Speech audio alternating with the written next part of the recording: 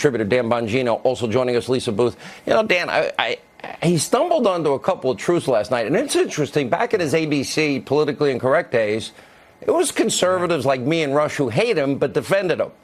And liberals are nowhere to be found when it really comes to freedom of speech. And he admitted, Hillary did obstruct justice. Kind of rare for a liberal. Maher's an interesting guy when it comes to free speech. He's against boycotts, which I know you are as well. Obviously, you guys are completely... dead set against him, and he's been consistent. I mean, you guys share almost nothing in common ideologically, but you can agree on that. But, Sean, he's right about this political correctness in the culture. The best analogy is it's like political correctness like a guided missile. It hones in on a target, typically conservatives, but it can change course mid-flight, meaning they change the rules on you mid-flight. And we see this with the language, where they change the rules mid-flight and they say, you can't use he and she pronouns anymore. And everybody's looking at each other like, what? We can't? We've only used he and she pronouns for hundreds of years, thousands of years. What are you talking about? It's just Lisa, crazy. And it's eventually catching up with them. I sometimes listen to Howard Stern on Sirius, and I don't even want to call attention to it because he's like the one guy that just says it all and gets away with it. Anybody else cannot get away with it because especially conservatives, they're taping every second, every minute, every hour so they can catch you, play gotcha, and get you can't.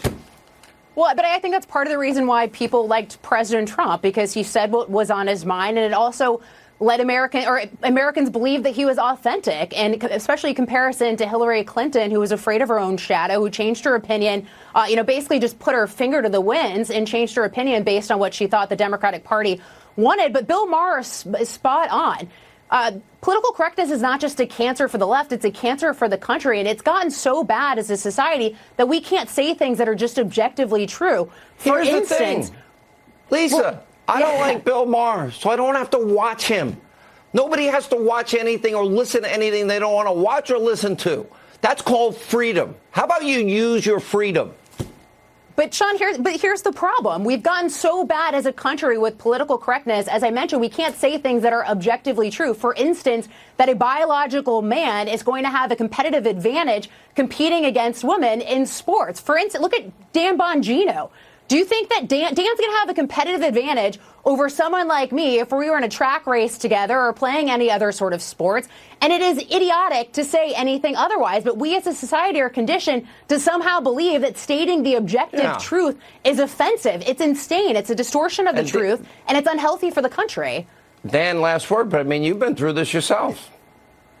Oh, my gosh, repeatedly. And it gets old. But Maher hit another good point, Sean. To stop this, you need one person with enough clout, a Donald Trump type in the social media era and with his media presence, to just say, listen, I don't give a damn about your new rules. That's dumb. It sounds stupid, and I'm not going to do it. And all of a sudden, everybody realizes the emperor has no clothes on, and they're like, hey, look, the emperor has no clothes. It's as simple as that. And Maher's right. He nailed it. Trump's that guy. He just doesn't care what they think.